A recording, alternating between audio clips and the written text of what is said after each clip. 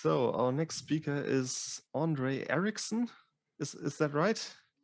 Yeah. Okay, from Encore, ex-Spotify staff engineer turned founder and longtime Gopher and puppy caretaker. Tell us about the puppy first. I'm gonna show some photos. Nice. We got a super cute little puppy about 7 months ago, and awesome. I was expecting the worst, but it was way more work than I expected. Yeah, and you are going to present using Go to express higher level distributed systems concepts through static analysis and code generation. That's maybe the longest talk title that I've ever read. The stage is yours. You should share your screen. Yep.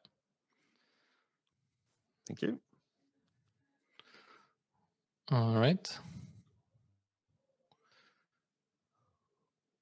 Let's hide this stuff. Okay.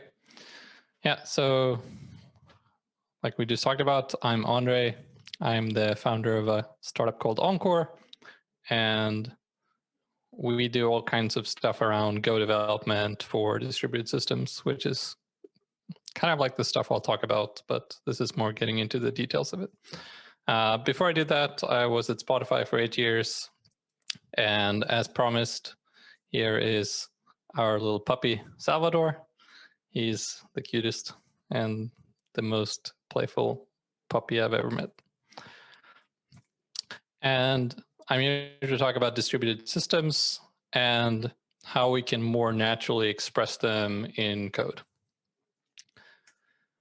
So if we start by looking at the problem, I'm a backend engineer, and in my experience, building a backend, the business logic part itself is a very small part of what we actually do. What we actually spend our time on is large amounts of boilerplate. And this is not specific to Go.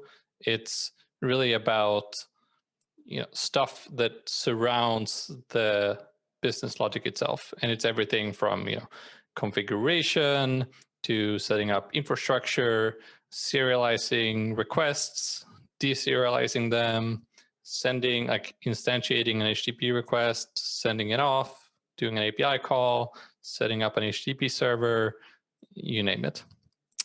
And when you're building a backend, there are many moving parts involved. It was a very long time ago that a backend was just like you have a server in your closet or in a data center somewhere, and you just put that out on the internet.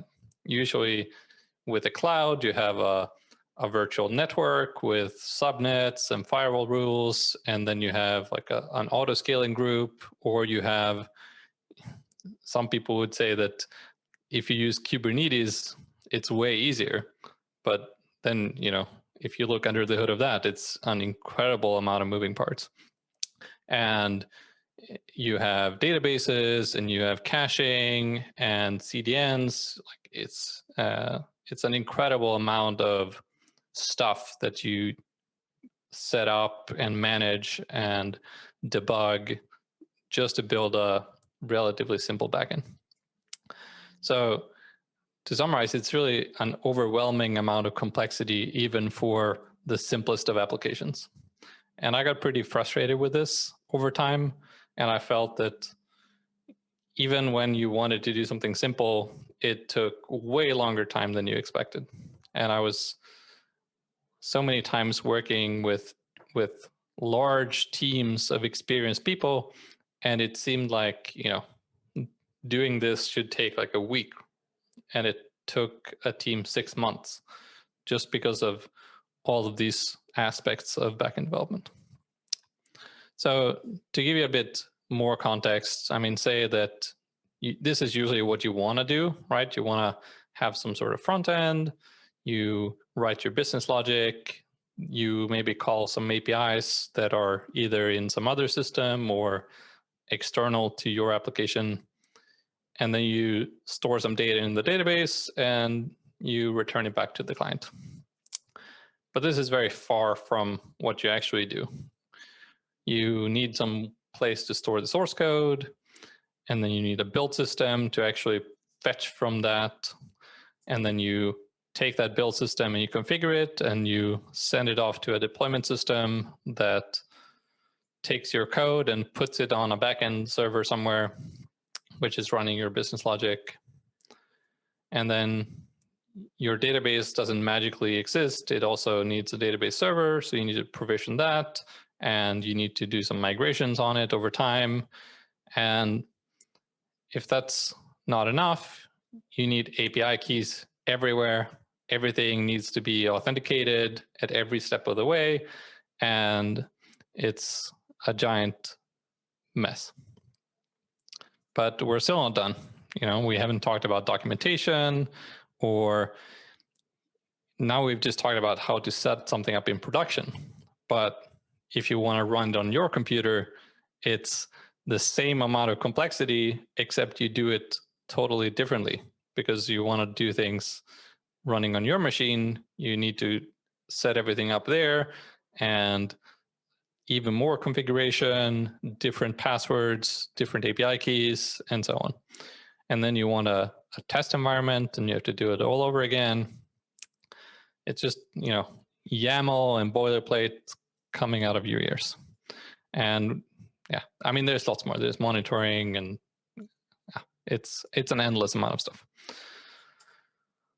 And what's so tricky about this is that there's really nobody that will do this work except for you, because the cloud providers, they offer you a whole lot of tools and infrastructure. But what's really hard about it is they don't know how your system works, and they don't know what languages you use, or your libraries, or your setup. They don't even know what it is you're building. And so the only person or the only party that really can do all of this work is you. And so as a backend developer, you end up spending almost all of your time on configuration and getting all of these different pieces to work with each other. And then 10% of your work is in actually building your product. And it should be the opposite. You want to spend 90% of your time building your product and 10% of your time managing it, or even less. And so there was this concept that proved really promising, I thought, which is this infrastructure as code idea. And the promise was, what if we could take and just, instead of setting up all of this infrastructure in a web user interface or whatever, we could just write code to express what it is we want. And there are several. There's Terraform, there's Pulumi, there's CloudFormation. Here's a sample from Pulumi. And it was an improvement, but it really didn't solve the problem, because what ended up happening is we just wrote even more code. We didn't actually reduce the amount of work we have to do, or reduce the amount of boilerplate. And even though it helped to make it like you can check it into source control and so on, it didn't really meaningfully prevent all of this complexity from happening. You made it more robust in terms of reproducibility. If you tear down the environment, it's easier to set it back up again, or you can duplicate it into a different environment.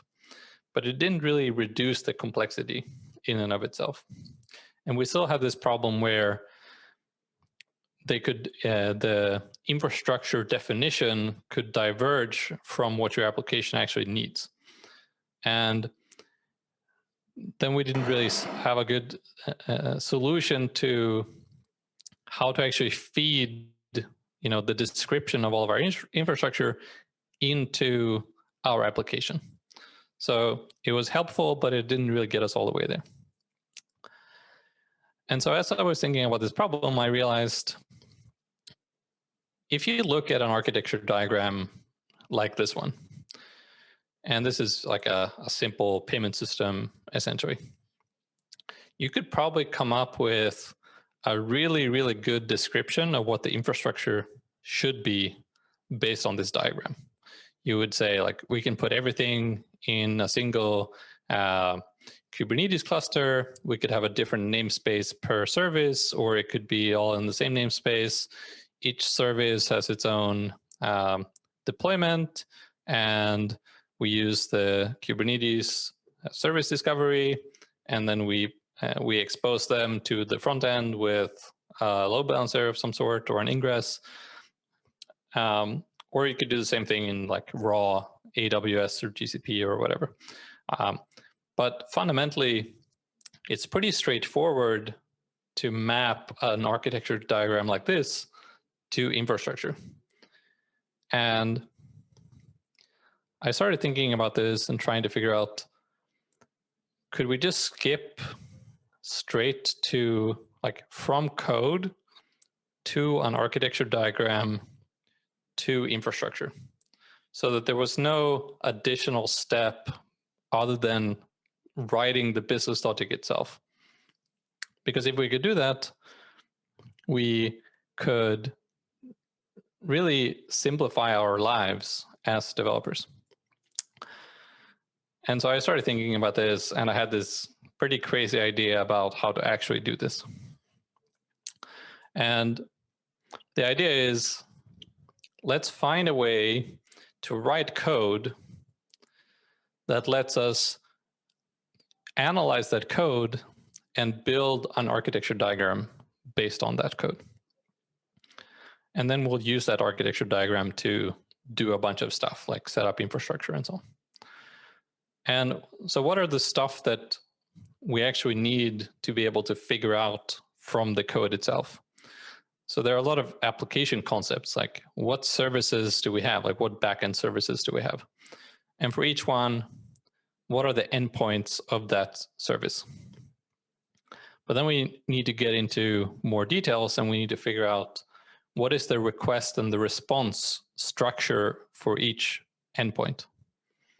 And then we need to know which other APIs are we actually calling from this service, and where are we calling them?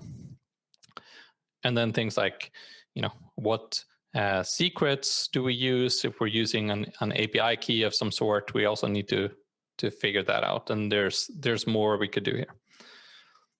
And then on the infrastructure side, it's things like, what databases do you use? What's the structure of those databases?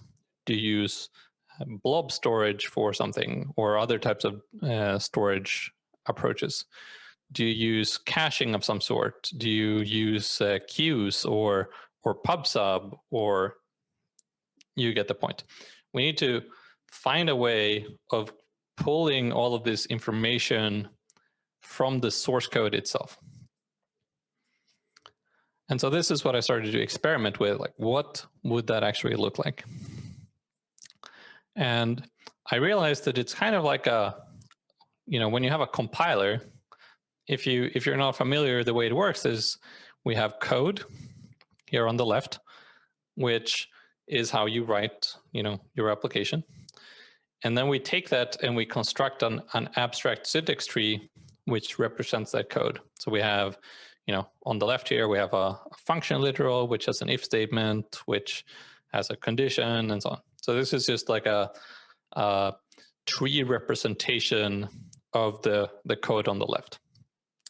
And we use that, and we do a lot of processing on that, and eventually we get to machine code. So what if we could do something similar to this, but for a distributed system? And I came up with this concept, which I call the Encore syntax tree, since that's the name of the framework we built around this.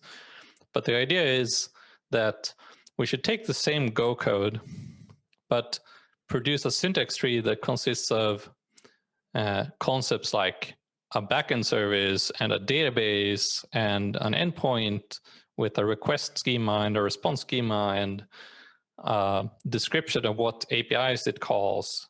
This is essentially pulling out the stuff we talked about earlier into a structured representation.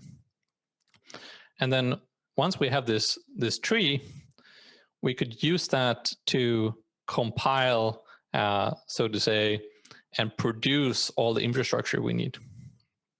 And that's really the idea. So how to actually do this was the big question. And then we're gonna switch and look at some code. So I'm gonna share my screen. And so there were a few different challenges to figure out, right? And the first part, sorry, this was the wrong window.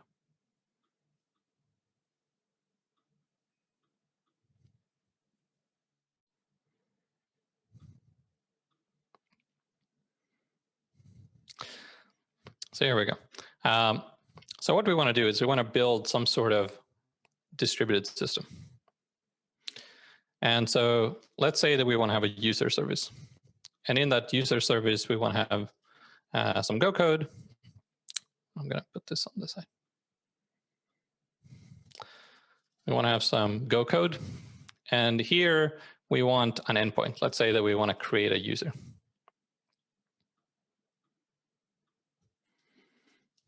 So, in Go, you always have a context.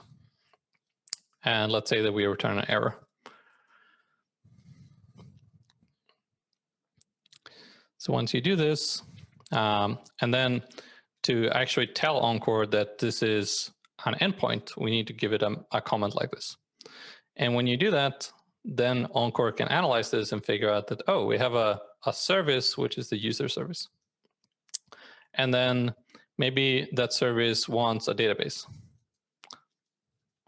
And in that, we'll create a migration.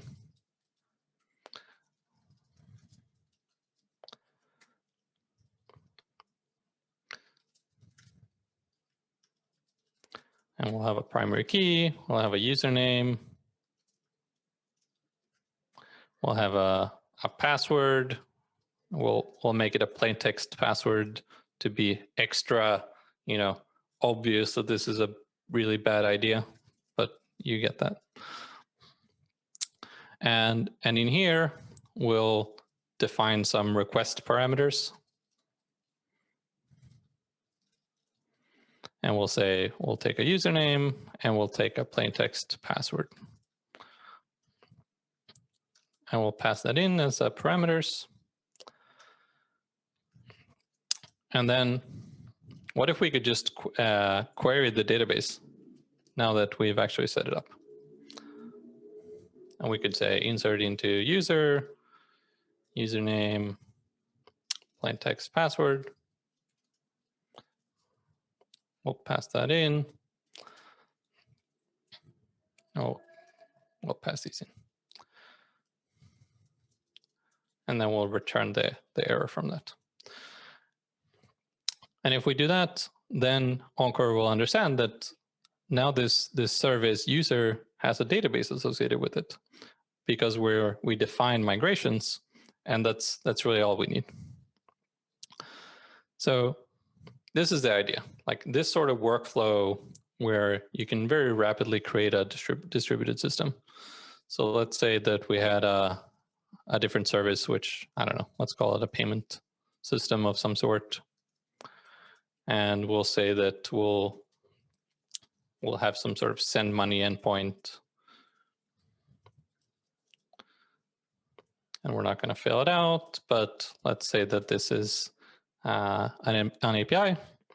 We'll see that Encore immediately understands that, oh, we now have a separate service. And for whatever reason, let's say that we actually want to call the user service from here. We just do it like a function call.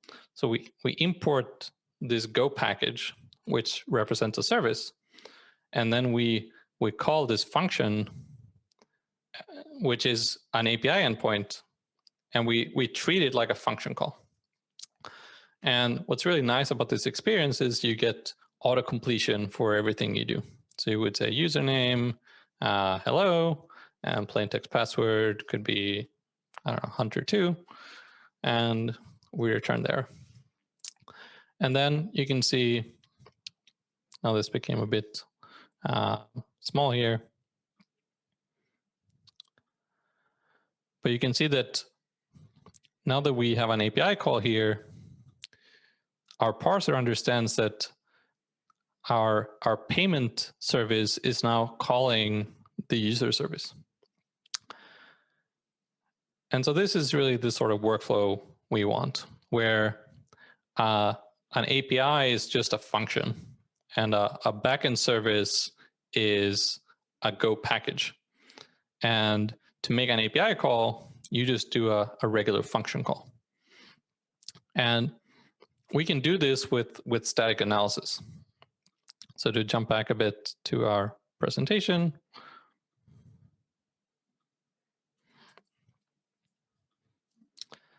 the idea is we do our parsing, and this is where we turn our code into a syntax tree, and then we do a compilation step, which is how we turn the syntax tree into a distributed system by replacing these function calls with API calls. And finally, we take that syntax tree and we provision all the infrastructure that we need. And so I'm going to walk you through a bit how that looks like. And we don't have time to go into all the details of this, but I wanted to show a little bit. And so the big part about the syntax tree is represented by this package. And here you can see that we've defined, what does an application look like? We have our services, we have some authentication stuff. We have, in each service, we can define API endpoints, and each RPC endpoint has, what is the name? Where is it defined in our Go code? Is it a public API or is it a private one? What's the request and the response data, and so on. And then we do a whole bunch of, we use the Go AST package to do a lot of analysis on the Go code and figure out what are the request and the response schemas, and we go through all of the types, and is it a struct type? Okay, then we define we parse that and find all the fields and so on. And once we have this syntax tree, it's time to actually convert that to a proper distributed system. And for that, we have a compiler package where we use the syntax tree we just defined, and we walk over the AST, and we find all the places in the code where we actually interact with other parts of the system. So here, for example, is the code to actually call another API. And what we do then is we, instead of calling that as another service, we generate a wrapper. And in that wrapper is where we actually do the actual API call. And then we use a code rewriting utility that replaces the function name with a wrapper, so that in the generated code, we're actually calling the wrapper, which does an actual API call. So for example, we can take a look at, we use the Go templating package to actually do this. And you can see we generate this wrapper where we do an API call, we set up a bunch of stuff, we parse the request, and so on and so on and so on. And then finally, something that I learned fairly recently about what I think is really cool is we then hand this, all the generated code, over to Go build. And Go build, actually, in the latest release, it got a new flag, which is the overlay flag. And what that does is it lets us specify a JSON file which has a mapping of files to replace with other files. So we actually use this to generate a bunch of files which which are then put in a temporary directory. And then we can tell the Go command to build this project on disk where it lives, but use these files to replace the existing files. And that has proven super useful to actually do this in a very lightweight way, and you get all the benefits of the build caching and so on. And this is like the core idea, is build up this syntax tree and then use that to do a bunch of code generation, rewrite all of these files, and produce a modified binary that actually, instead of calling a function, is actually doing a proper API call. And to give you a little bit more idea of what that looks like, I have a final thing to show, and that is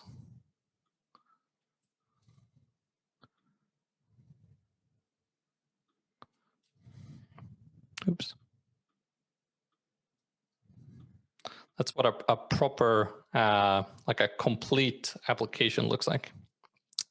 And this is with the fully fledged Encore framework that we've been working on, just to give you an idea of what's possible with a framework like this. You don't have to use this, but just to explain. So here we have a more complete application, which is a Trello application. And we have a bunch of endpoints. We have 2 different backend services. We have a bunch of databases with migrations and so on. So when you do Encore run, it actually sets up all of this stuff.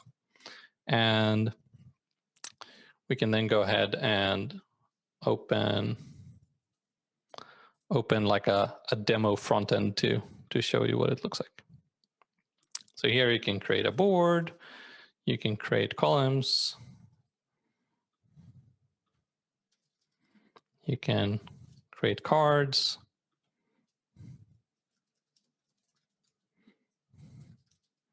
you can drag them around, you get the idea. And if we go back here, we can see that this generated a bunch of requests that were from our interactions on the front end. And if we open up this URL, we get to the local development dashboard. And this is some of the cool stuff that we can do with this sort of framework, where we can generate API documentation because we understand exactly what our system does, all of our services, all of the endpoints. We can see the request and the response parameters of each one. We can even call it to see how it works, and you get the idea. And we can also call it from here if we'd like. But other stuff we can do is we can automatically instrument our application with distributed tracing, which lets us do things like figure out exactly what our application is doing, the database queries, how long time they took. We can open up and get a stack trace of everything. And all of this is just based on really understanding how the application works, and then using that syntax tree to compile and modify the application before we run it. And to actually provision infrastructure, we can then push it to a platform where we actually run all of this stuff. We will parse it all, we'll build it, we'll run the tests, and once that's done, it will actually be deployed and running in the cloud. So that's the core idea behind Encore. And like we talked about, it all comes down to this syntax tree and finding a way to express with regular Go code concepts like services and endpoints and API calls, and then using static analysis and code generation to turn that into a fully fledged distributed system. And that lets us do everything from provisioning infrastructure to removing all this boilerplate, to generating API documentation, instrument the application with tracing, and so on. And yeah, I already did the live demo. So in terms of the benefits, there's almost no boilerplate. You can do some pretty crazy stuff. And perhaps the best benefit of all is it works everywhere. It's not just in production. You can make it work for local development on any cloud, any test environment, and you don't have to change a thing about your application. It just works. And that's all I had to show you. It's everything I've showed you is open source. So check it out, and thank you so much.